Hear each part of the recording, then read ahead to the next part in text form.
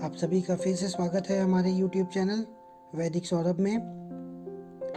आज हम उपस्थित हैं रायपुर के पंडित दीनदयाल उपाध्याय ऑडिटोरियम में, जहां हम आपकी मुलाकात एक ऐसे शख्स से करवाना चाहते हैं जो कि रंगोली आर्टिस्ट हैं और उनका जो आर्ट है वो बहुत ही सुंदर, तारीफ़ के काबिल है। और आइए आज हम उनसे आगे की चर्चा करते हैं। छत्तीसगढ़ योग आयोग के द्वारा आयोजित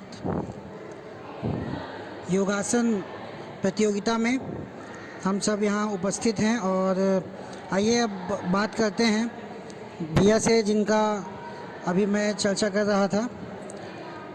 भैया, आप अपना पहले नाम बताएंगे? मनीष कुमार कोटवानी, कांकेर छत्तीसगढ़ से। आप ये काम कब से कर रहे हैं? लगभग 4 साल से ये काम कर रहा हूँ मैं, और अभी 5वां साल चल रहा है। मतलब 2018 से मैं चालू किया और अभी कंटिन्यू है ये चीज़। इसको आपने कहीं मतलब सीखा, कोर्स किया, या फिर आपकी ये रेगुलर प्रैक्टिस में आने से ही ये सारी चीज़ें हुई हैं? ये मैं प्रैक्टिस करते गया और धीरे धीरे उसमें इम्प्रूवमेंट होते गया। वैसे किसी से ट्रेनिंग नहीं लिया हूँ मैं, ये खुद से ही निकला ये सब चीज़, और धीरे धीरे प्रैक्टिस के दौरान अभी तक यहाँ पहुँच गया हूँ, और सीखना बाकी है इसमें। जैसा कि हम देख रहे हैं कि आप एकदम लाइव रंगोली बनाते हैं, जिसमें इमेज इतना उभर के आता है कि ऐसा लगता है कि रंगोली बस अब बोल पड़ेगी। तो आप क्या कहना चाहेंगे कि ये आर्ट से आप क्या दिखाना चाहते हैं लोगों को? कोशिश तो ये करता हूँ कि इसको अच्छे से अच्छा कर सकूँ। और लोग तो नॉर्मल रंगोली बनाते हैं, फेस्टिवल में दीपावली हो गया, नवरात्रि हो गया, नॉर्मल रंगोली बनाते हैं। और महाराष्ट्र में इस टाइप की रंगोली चलती है, लेकिन छत्तीसगढ़ में लोग कम ही जानते हैं ऐसी रंगोली को। कोशिश करता हूँ कि ज़्यादातर मैं इसमें फेस बनाऊँ और लोगों को दिखाऊँ कि हाँ, रंगोली से फेस बनाई जा सकती है। हमने सुना है कि आप इसके साथ साथ छत्तीसगढ़ की ट्रेडिशनल आभूषणों के लिए भी कुछ काम कर रहे हैं।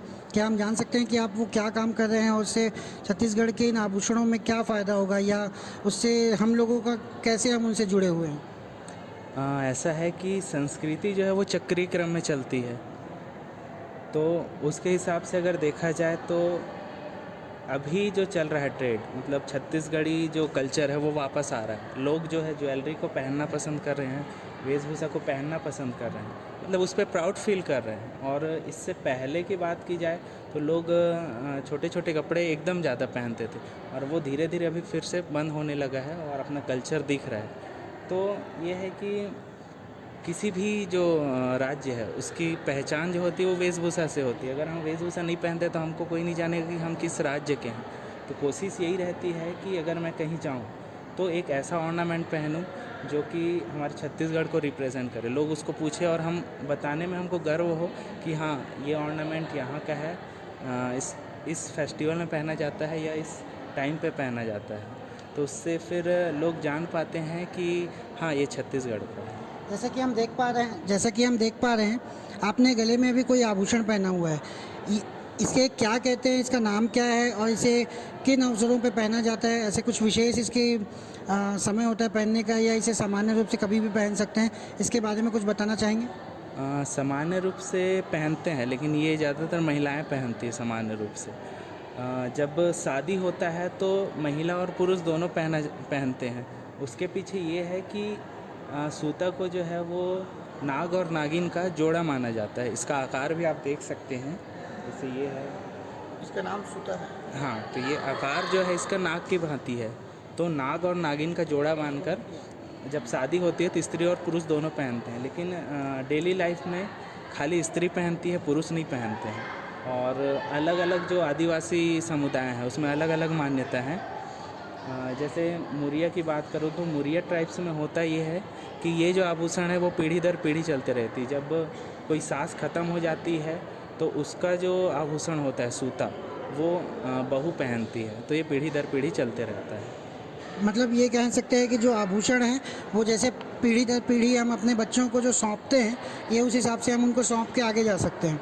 इनके साथ साथ में और इनका कुछ ऐसा कोई विशेष लाभ भी है कि इसे शरीर में धारण किया जाए तो उससे शरीर में कुछ अलग प्रभाव पड़ता है, ऐसा कुछ भी है क्या? हाँ, ऐसा है। मतलब अगर मैं इसमें थोड़ा सा डीप घुसने की कोशिश कर रहा हूँ, पूरा एक्यूरेट जानकारी नहीं मिल पाई है, लेकिन इसका एक बेनिफिट ये है कि ये जब हम झुकते हैं तो ये सीधा रहता है।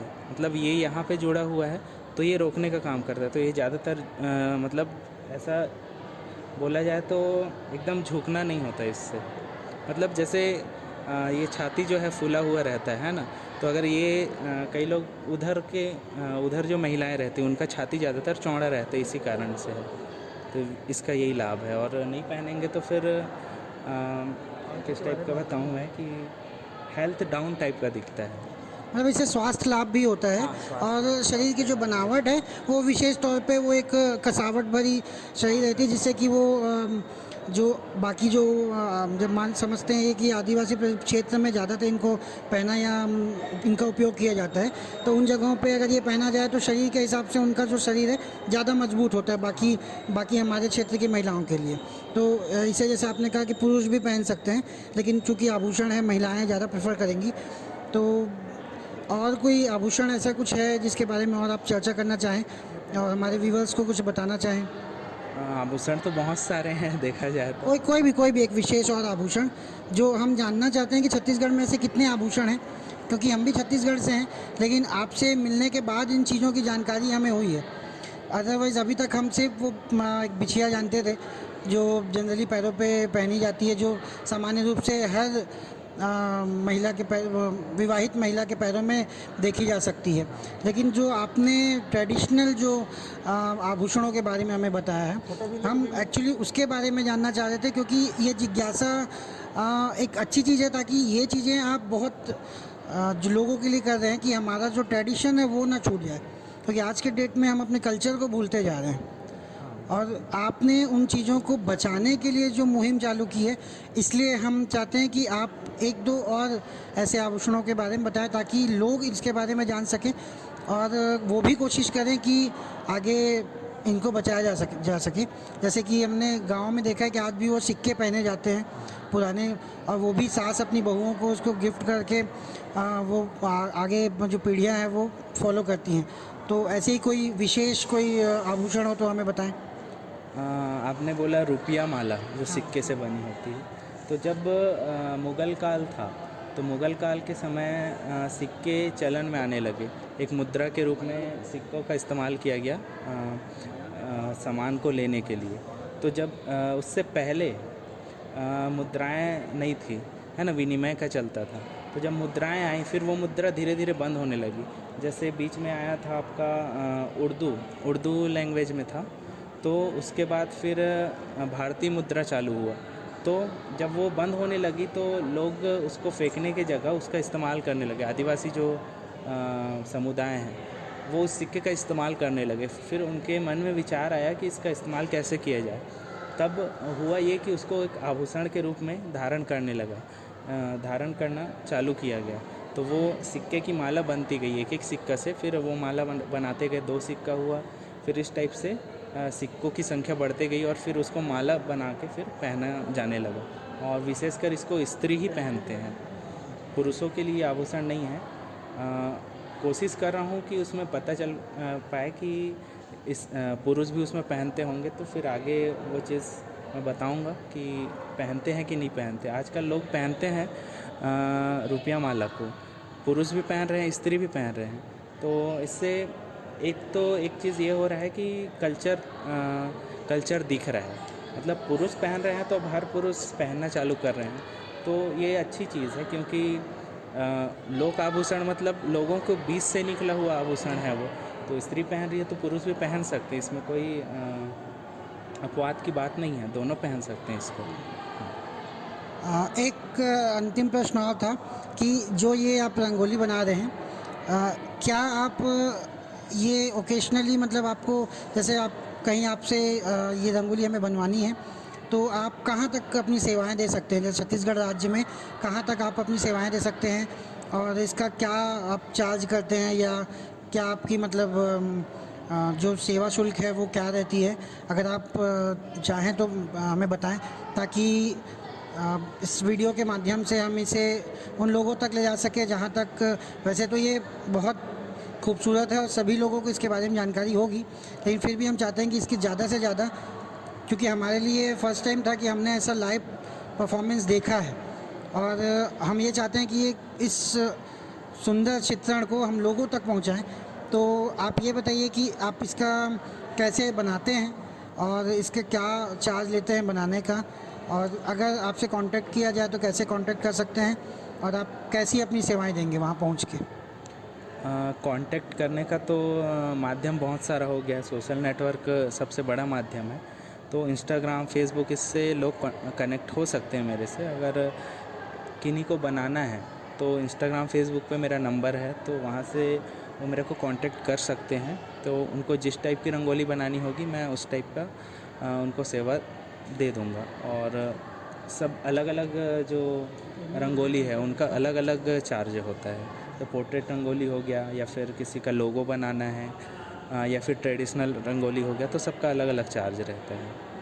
और क्या आप बच्चों की इसकी ट्रेनिंग भी देते हैं, या फिर ऑफलाइन या ऑनलाइन कोई ऐसी सुविधा आपके पास है ताकि बच्चे इससे प्रभावित होकर सीख सकें, या जैसे गर्मी छुट्टियां हैं, बच्चे कुछ नया सीखना चाहते हैं, तो क्या आपके पास ऐसी कोई सुविधा है जिससे आप इस कला को आप और आगे बढ़ावा दे सकें, बच्चों को सिखा सकें जो सीखना चाहते हैं उनको? वैसे तो मैं अभी तक सिखाया हूँ बच्चों को, लेकिन ज़्यादातर ट्रेनिंग मैं फ्री में ही देता हूँ उसको।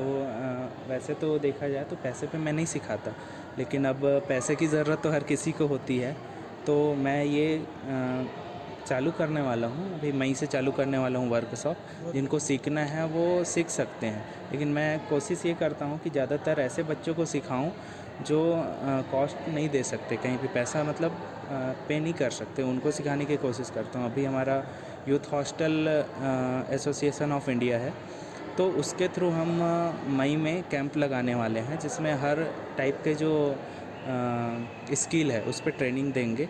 और विशेषकर इस पे हम लोग फ़ाइन आर्ट पे फोकस कर रहे हैं, और डांस, थिएटर, ये सब चीज़ भी उसमें सिखाया जाएगा। तो अपन कोशिश करते हैं कि समाज में जितना सेवा दे सकें सेवा देंगे। और वर्कशॉप की बात है तो वो नेक्स्ट मंथ मैं लेने वाला हूँ, और परमानेंट क्लास नहीं लेता इसका मैं।